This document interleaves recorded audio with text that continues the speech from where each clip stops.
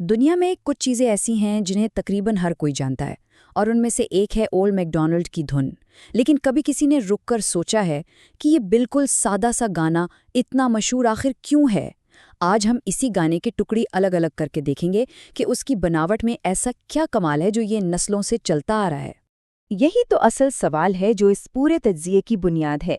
आखिर इस गीत में ऐसी क्या खास बात है कि ये दुनिया के तकरीबन हर कोने में गाया और सुना जाता है और बार बार गाने पर भी पुराना नहीं लगता? इसके पीछे आखिर क्या जहानत छुपी है? आइए इस राज से पर्दा उठाते हैं। अच्छा, तो इस गुत्थी को सुलझाने का हमारा मंसूबा कुछ यूं है। सबसे पहले हम इस गीत की दुनिया को समझेंगे, फिर उसके उन हिस्सों को देखेंगे जो कभी नहीं बदलते। इसके बाद हम इस फार्मूले को डिकोड करेंगे जो इसे इतना दिलचस्प बनाता है। फिर देखेंगे कि इसमें कौन-कौन से जानवर आते हैं और आखिर में इसकी कामयाबी के राज को समझेंगे। तो सबसे पहले बात करते हैं उस फॉर्म की जो हर किसी की याद में बसा हुआ है। ये सिर्फ एक गाना नहीं, बल्कि बचपन का एक मुश्तरका, एक साझा तजुर्बा है। ये वो धुन है जो हम सब ने शायद सुनी तो है, लेकिन कभी इस पर गौर नहीं किया कि ये काम कैसे करती है। ये हमारी इज्तिमाई याददाश्त का एक ऐसा हिस्सा है जिसे हम अक्सर बस मान लेते हैं। आज हम इसे एक कोड की तरह समझने की कोशिश करेंगे कि ये बना कैसे है। आइए अब इस गाने की बुनियाद की तरफ चलते हैं, यानी वो हिस्से जो कभी भी नहीं बदलते और इसे एक मजबूत, पक्का ढांचा देते हैं। ये कितनी दिलचस्प बात है ना कि इस गीत का सबसे मशहूर हिस्सा ऐसे अल्फाज हैं जिनका कोई मतलब ही नहीं। EIIO का कोई मतलब नहीं, लेकिन यही वो हुक है जो सबको फौरन याद हो जाता है। ये गाने का वो लंगर है जो सुनने वाले को हर बार अपनी तरफ खींच लेता है। तो इस गाने की दुनिया 3 मजबूत सतूनों पर खड़ी है। एक ओल्ड मैकडॉनल्ड का किरदार, दूसरा उसका फार्म और तीसरा वो लाजवाल AIAIO का कोरस। ये वो चीज़ें हैं जो हर वर्ष में वैसी की वैसी रहती हैं, जिससे सुनने वाले को एक मानूस और आरामदेह सा एहसास होता है।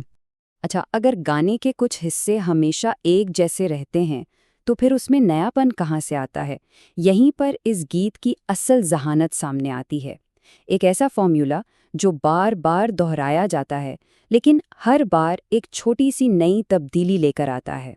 इस गीत का फॉर्मूला एक कमाल के प्लग इन प्ले सिस्टम की तरह है, यानी साख्त वही की वही रहती है, बस आपको खाली जगह में एक नया जानवर और उसकी आवाज़ डालनी होती है।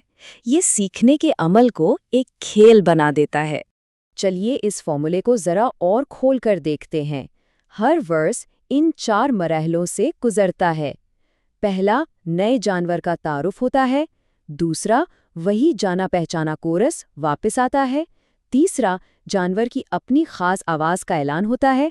और चौथा, इसी आवाज़ को दोहराकर वर्स ख़त्म हो जाता है। ये बिल्कुल एक मशीन की तरह काम करता है। अब इस मिसाल को देखें। गाय और कुत्ते के वर्स की साख्त बिल्कुल एक जैसी है। अल्फाज, धुन, सब कुछ वही है। सिर्फ 2 चीज़ें बदली हैं, जानवर का नाम और उसकी आवाज़। गाय की जगह कुत्ता आ गया और मुंह की जगह वुफ। कितना सादा लेकिन कितना मौसर निज़ाम है ना। और ये सिलसिला आगे भी बिल्कुल ऐसे ही चलता है। बत्तख और सूर के साथ भी वही फॉर्मूला दोहराया जाता है। एक बार जब कोई इस पैटर्न को पकड़ लेता है तो वो ना सिर्फ गाने में आसानी से शामिल हो सकता है, बल्कि खुद से नए वर्ड्स भी बना सकता है। यही चीज़ इसे इतना इंटरैक्टिव बनाती है। अब जबकि हमने गाने के ढांचे यानी इसकी मशीनरी को समझ लिया है, तो आइए उन पुर्जों को देखते हैं जो इस मशीन में डाले जाते हैं, यानी वो जानवर जो इस फार्म को आबाद करते हैं।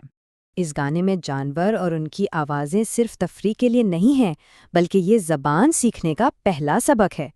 ये बच्चों को ओनोमाटोपोया सिखाता है, यानी किसी चीज़ की आवाज़ की नकल करते हुए लफ्ज़ बनाना। ये तसव्वुरात को आवाज़ों से जोड़ने का एक बहुत ही कुदरती तरीका है। तो ये है इस गाने में शामिल जानवरों की टीम: गाय, कुत्ता, बतख, सूअर और भेड़। हर जानवर अपने साथ एक नई मालूमात, एक नया चैलेंज और एक नई आवाज़ लेकर आता है, जिसे गाने के मानूस फॉर्मूले में फिट कर दिया जाता है। तो ये सब मिलाकर हमें इस तज्ज़िये के आखिरी और सबसे अहम हिस्से की तरफ लाता है। इस बज़ाहिर सादा से गाने की कामयाबी के पीछे आखिर छुपी हुई जहानत है क्या? 5, जी हाँ, इस वर्जन में सिर्फ 5 जानवरों का जिक्र है। लेकिन इन 5 बदलती हुई चीज़ों से ये गाना एक पूरी दुनिया बना लेता है। ये कम से कम चीज़ों से ज़्यादा असर पैदा करने की एक बेहतरीन मिसाल है। चंद मिनटों में 5 जानवर, 5 आवाज़ें और मौसीकी का एक मुकम्मल सबक। तो इस गाने की असल ताकत उसके तवाज़ुन में है। तकरार इतनी ज़्यादा है कि गाना मानूस और आसान लगता है, लेकिन हर बार एक नए जानवर की आमद इसे बोरिंग होने से बचाती है। ये पेशेनगोई और हैरत का एक बेहतरीन इम्तिजाज है और यही चीज़ इसे इतना यादगार और पुरकशिश बनाती है। आखिर में ये सवाल जहन में आता है कि अगर एक बच्चों का गाना इतने ताकतवर फॉर्मूले पर चल सकता है, तो हमारी ज़िंदगी में, कहानियों में और यहाँ तक कि टेक्नोलॉजी में और कौन से ऐसे सादा फॉर्मूले छुपे हुए हैं जो खामोशी से पूरी दुनिया को मुनज़्ज़म कर रहे हैं।